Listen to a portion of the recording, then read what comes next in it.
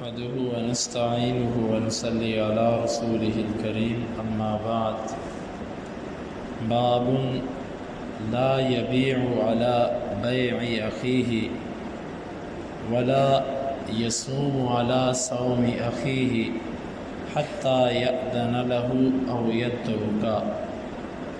یہ باب ہے کہ کوئی اپنے بھائی کی سودے بازی پر سودا نہ کرے اور نہ کوئی اپنے بھائی کے بھاؤ پر بھاؤ لگائے یہاں تک کہ وہ اس کو اجازت دے دے یا وہ اسے چھوڑ دے۔ امام بخاری کہتے ہیں کہ ہمیں بیان کیا اسماعیل نے، وہ کہتے ہیں ہمیں بیان کیا مالک نے نافع سے، وہ عبداللہ بن عمر رضی اللہ عنہما سے، کہ بے شک رسول اللہ صلی اللہ علیہ وسلم نے فرمایا لا یبیع بعضکم علی بیع اخیہ، تم میں سے کوئی ایک اپنے بھائی کی تجارت پر تجارت نہ کرے۔ امام بخاری کہتے ہیں کہ ہمیں بیان کیا علی بن عبداللہ نے، وہ کہتے ہیں ہمیں بیان کیا سفیان نے، وہ کہتے ہیں ہمیں بیان کیا زہری نے سعید بن المسیب سے، وہ ابو ہریرہ رضی اللہ عنہ سے، وہ کہتے ہیں کہ نہا رسول اللہ صلی اللہ علیہ وسلم ان یبیع حاضر لباد، نبی صلی اللہ علیہ وسلم نے منع کیا کہ شہری آدمی دیہاتی آدمی کے سودے کو بیچے۔ ولا تناجشوا، اور نہ تم بولی چڑھاؤ۔ ولا یبیع الرجل علی بیع اخیہ، اور نہ کوئی آدمی اپنے بھائی کی بیع پر تجارت کرے، یعنی کہ اس کو خریدے، یعنی اس کی تجارت پر تجارت نہ کرو۔ ولا یخطب علی خطبۃ اخیہ، اور نہ وہ اپنے بھائی کے نکاح کے پیغام پر نکاح کا پیغام بھیجے۔ ولا تسأل المرأة طلاق اختها لتکفأ ما فی انائها، اور کوئی عورت اپنی اسلامی بہن کی طلاق کا مطالبہ نہ کرے تاکہ اس کے برتن میں جو کچھ ہے وہ اپنے میں انڈیل لے۔ اس باب کے اندر امام بخاری رحمہ اللہ نے دو چیزیں ذکر کی ہیں۔ پہلی چیز ہے کہ ایک بندے کا سودا چل رہا ہے، آپ اس کے سودے پر سودا نہ کرو یہاں تک کہ جو پہلا بندہ سودا کر رہا تھا یا تو وہ سودا چھوڑ دے، پھر تم آ کے سودے بازی کرو، یا وہ آپ کو اجازت دے دے کہ ٹھیک ہے آپ بھی کر لو، اگر آپ سے مانتا تو آپ منڈا لو۔ اس کے بغیر، دو صورتوں کے بغیر، ایک بندے کا ایک دکاندار سے سودا چل رہا ہے، دوسرا بندہ عین موقع پر آ کر کہتا ہے یہ جائز نہیں ہے۔ دو صورتوں میں جائز ہے کہ پہلا جو خریدار تھا وہ اس کو اجازت دے دے کہ بھئی اب تم کرو، یا وہ جو ہے سودے کو چھوڑ کے چلا جائے کہ نہیں میں لیتا ہی نہیں، پھر دوسرا جو ہے آ کر وہ خریداری کرے۔ اور دوسرا مسئلہ جو امام بخاری نے ذکر کیا، اپنے بھائی کے ریٹ پر ریٹ نہ بڑھاؤ۔ مثلا ایک بندے نے ریٹ لگا دیا ایک سودے کا اور ان کی بات آپس میں طے ہو رہی ہے، آپ عین موقع پر آ کر کہتے ہو میں تمہیں اتنے دیتا ہوں، یا گاہک کو آ کر کہتے ہو کہ چھوڑو میں تمہیں اس سے سستی چیز دے دیتا ہوں، یہ دونوں صورتیں ممنوع ہیں، ممانعت کی ہیں۔ اب ان کی تھوڑی سی تفصیل۔ پہلی حدیث جو امام بخاری لے کر آئے کہ کوئی آدمی اپنے بھائی کی بیع پر بیع نہ کرے۔ اس میں اہل علم کا اختلاف ہے کہ کیا یہ حکم مسلمان کے ساتھ خاص ہے یا کافر کی تجارت پر بھی تجارت کرنا جائز نہیں ہے۔ مسلم کی روایت کے اندر مسلم کے لفظ ہیں لا یبیع المسلم علی بیع المسلم او کما قال، مسلمان کے سودے پر سودا نہ کرے۔ معنی اس کا میں نے آپ کو سمجھا دیا کہ دو بندے آپس میں بات کر رہے ہیں، ان کی بات چل رہی ہے، ایک تیسرا بندہ آتا ہے عین درمیان کے اندر آ کے وہ دکاندار کو کہتا ہے کہ یہ چیز کہ میں تجھے اتنے پیسے دیتا ہوں، یا وہ گاہک کو کہہ دیتا ہے اتنے پیسوں کی میں تجھے اس سے اچھی چیز دے دیتا ہوں، یہ جائز نہیں ہے۔ ہاں جب تک وہ دونوں ایک سودے کو چھوڑ نہ دیں یا اجازت نہ دے دیں اس وقت تک دوسرا بندہ آ کے اس میں مداخلت نہ کرے۔ اس میں حکمت کیا ہے اللہ تعالیٰ بہتر جانتا ہے، اس کے رسول کو پتہ ہوگی۔ ایک تو اس میں ہے بد اخلاقی، اور دوسری بات یہ ہے کہ اس سے پھر دکاندار وہ اپنا ریٹ بڑھاتا ہے، وہ کہتا ہے میرا تو خریدار ہی بہت ہے، میرے پاس تو گاہک ہی بہت ہے، وہ پھر آپ کے لیے مستقبل میں سودا خریدنا مشکل ہو جائے گا۔ اخلاقاً بھی درست نہیں ہے۔ یہ منڈیوں کے اندر ایسے ہوتا ہے عید کے موقعوں پر، جب وپاری گاہک زیادہ دیکھتا ہے وہ ریٹ بڑھا دیتا ہے، اس کو پتہ ہے ایک بکرے پر 10 بولیاں لگ رہی ہیں تو اس کا جتنا جی چاہتا ہے وہ کرتا ہے۔ شرعی طریقہ یہ ہے کہ دو بندوں کی بات ہو رہی ہے، جب تک ان کی بات ختم نہ ہو جائے آپ اس سودے پر بات نہیں کر سکتے جس سودے پر دو بندوں کی بات چل رہی ہے۔ حتیٰ کہ دو بندے، یہ بھی دیکھا گیا ایک بندہ رکشے سے والے سے بات کر رہا ہے کہ فلاں جگہ پہ جانا ہے اتنے پیسے اتنے پیسے، دوسرا درمیان میں آ کے کہتا ہے ہاں بھائی فلاں جگہ پہ جانا ہے اتنے پیسے۔ یہ غلط طریقہ ہے۔ وہ چیز خریدنے کی بات ہو، کرائے پر لینے کی بات ہو یا کسی طرح کی بات ہو، دو بندوں کی بات جب تک ختم نہیں ہو جاتی تیسرا بندہ درمیان کے اندر آ کر یہ کام نہ کرے۔ یہ ہے شرعی حکم۔ اور دوسری حدیث امام بخاری نے ذکر کی، اس کے اندر چند چیزیں ہیں۔ پہلی چیز ہے کہ شہری آدمی دیہاتی سے سودا نہ خریدے۔ اس کی تفصیل آگے آئے گی لیکن مختصر اتنا سمجھ لیں۔ اس کی صورت یہ ہے کہ پہلے دیہاتوں سے لوگ اپنا غلہ وغیرہ لے کر آتے تھے شہروں میں بیچنے کے لیے، لیکن شہری لوگ یہ کرتے تھے کہ ان کے غلوں کو خود خرید لیتے اور پھر منڈی میں مہنگا کر کے بیچتے تھے۔ تو نبی صلی اللہ علیہ وسلم نے منع کر دیا کہ کوئی شہری آدمی کسی دیہاتی آدمی سے سودا خرید کر آگے نہ بیچے۔ کیوں؟ وہ دیہاتی خود آئے گا، وہ مناسب سستے داموں سودا بیچ کے جائے گا جس کا فائدہ پورے شہر کو ہوگا، اور ایک چلاک بندہ شہری اٹھ کے سودا اس سے خرید لیتا ہے اور پھر اس کو مہنگا کر کے بیچتا ہے جس سے پورے شہر کو نقصان ہے۔ آپ نے فرمایا یہ کام نہ کرو۔ یعنی کہ اس حدیث کی تفصیل انشاءاللہ اپنے مقام پہ آئے گی۔ معنی اس سے یہ نکلتا ہے کہ کسی سے اس کو برگلا کر، اس کو جھانسا دے کر یا اس کو سیدھا سادہ سمجھ کے سستی چیزیں خرید کے اس سے بلاک کر لینا، اسٹاک کر لینا، پھر خود اس کو مہنگا کر کے چڑھا کر اس کو بیچنا، یہ جائز نہیں ہے۔ دوسری چیز اس میں یہ ہے ولا تناجشوا، نجش نہ کرو۔ نجش یہ ہوتا ہے دکاندار ایک چیز بیچ رہا ہے، دو بندوں کی بات چل رہی ہے، تیسرا بندہ دکاندار کو جا کے کہتا ہے لے یہ تو 10 روپے کی بیچ رہا ہے، میں تیرے سے 12 کی خریدتا ہوں یا میں تیری 12 کی بکواتا ہوں، یہ جائز نہیں ہے۔ دوسری صورت گاہک کو آ کر کوئی کہتا ہے یہ تو 10 روپے کی خرید رہا ہے، میں تجھے 10 روپے کی اس سے بہتر چیز لے کے دیتا ہوں، یا میں یہی چیز تجھے 10 روپے کے سے سستی لے کر دیتا ہوں، چھوڑ دے سودے کو، یہ جائز نہیں ہے۔ ہاں اگر کسی ایک کے ساتھ دھوکہ ہو رہا ہے تو اس پر اس کو روکا جا سکتا ہے۔ مثال کے طور پہ ایک نوسر باز فراڈیا قسم کا دکاندار ہے یا مکار قسم کا گاہک ہے، وہ دکاندار کو لوٹ رہا ہے یا دکاندار گاہک کو لوٹ رہا ہے، ایسے موقع پر آپ جا کر ان کی مدد کرتے ہیں، یہ ٹھیک ہے۔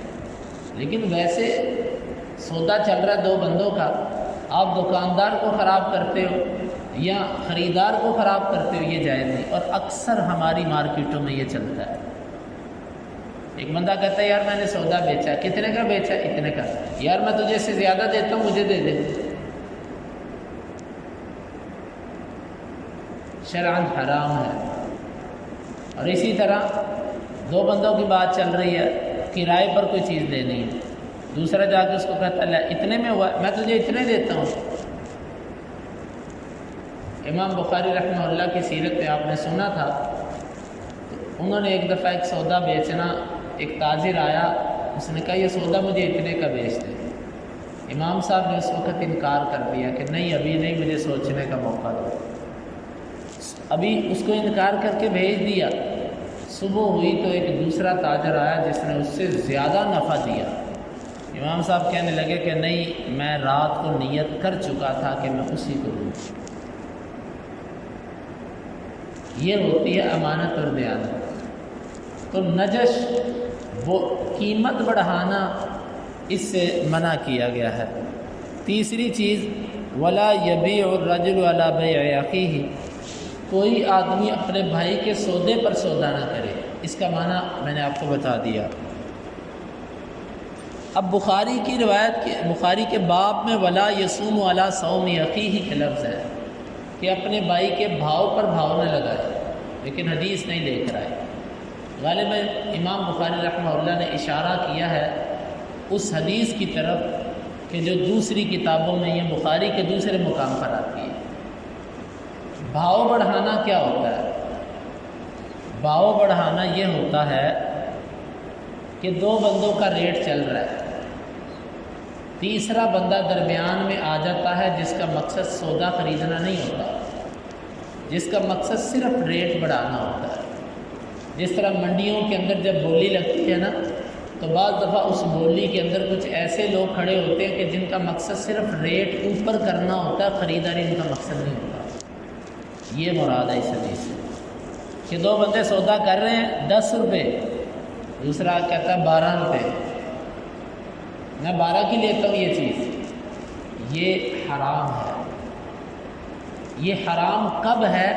جب دو بندوں کی بات پکی ہو رہی ہے۔ ایک تو ہے ویسے ہی ایک بندے نے اپنا سودا پیش کر کے کہا ہاں بھائی کون اس کے مجھے زیادہ پیسے دے گا، ایک بندہ کہتا ہے میں 10 روپے دیتا ہوں، دوسرا کہتا ہے میں 11 دیتا ہوں، تیسرا کہتا ہے میں 12 دیتا ہوں، چوتھا کہتا ہے میں 13 دیتا ہوں۔ یہ جائز ہے۔ فرق سمجھیں، ایک بندہ اپنی چیز پیش کرتا ہے، وہ کہتا ہے بھئی اس کے مجھے کون زیادہ پیسے دیتا ہے، یہ جائز ہے۔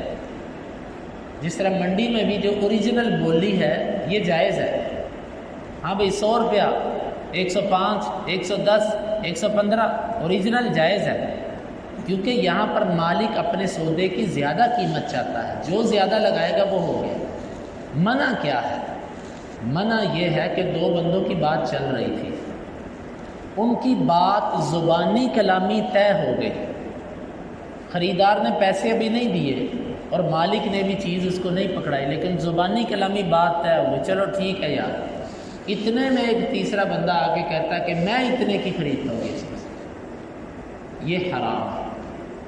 یہ جائز نہیں ہے کہ جب دونوں ایک قیمت پہ متفق ہو رہے تھے یا دونوں ایک دوسرے کو دینے کا ارادہ کر رہے تھے، عین موقع پر جا کر ایک بندہ بنے بنائے سودے کو خراب کرتا ہے، یہ حرام ہے شرع۔ لیکن ایک بندہ ویسے بولی لگا رہا ہے کہ میری قیمت کے سودے کے زیادہ پیسے کون دے گا، تو یہ منع نہیں ہے۔ اس کی دلیل وہ حدیث ہے کہ نبی صلی اللہ علیہ وسلم نے جو پیالہ اور چٹائی فروخت کی تھی ایک آدمی کا، آپ نے فرمایا تھا کون اس کو میرے سے خریدے گا؟ ایک صحابی نے کہا میں 1 درہم میں خریدتا ہوں۔ آپ نے فرمایا اس سے زیادہ کون دے گا؟ دوسرا صحابی کہتا ہے میں 2 درہم میں خریدتا ہوں، آپ نے اس کو دے دیا۔ یہ جائز ہے زیادہ ریٹ لگوانا، لیکن جب دو بندوں کی بات پکی ہو رہی ہے اس موقع پر جا کر کسی کو توڑنا، کسی کو خراب کرنا، پراپرٹیوں کے اندر بھی ایسے ہوتا ہے، تمہارا بیانہ ہو چکا ہے؟ ہاں ہو چکا ہے، یار میں تجھے اس سے زیادہ پیسے دیتا ہوں، لے اس کے بیانے پر بیانہ واپس کر دے۔ اس نے مجھے ٹوکن دیا ہوا ہے، کتنا ٹوکن ہے؟ 1 لاکھ ہے، میں تجھے ٹوکن کے ساتھ ٹوکن دیتا ہوں۔ یہ سب حرام صورتیں ہیں شرعاً جو جائز نہیں ہیں۔ جب بات ہو گئی کسی سے، آپ کو بالکل زیب نہیں دیتا کہ آپ اس کو خراب کرو۔ اور پھر اس میں بھی علماء کا اختلاف ہے کہ جس نے ایسے کیا اس کی بیع ہوتی ہے کہ نہیں ہوتی۔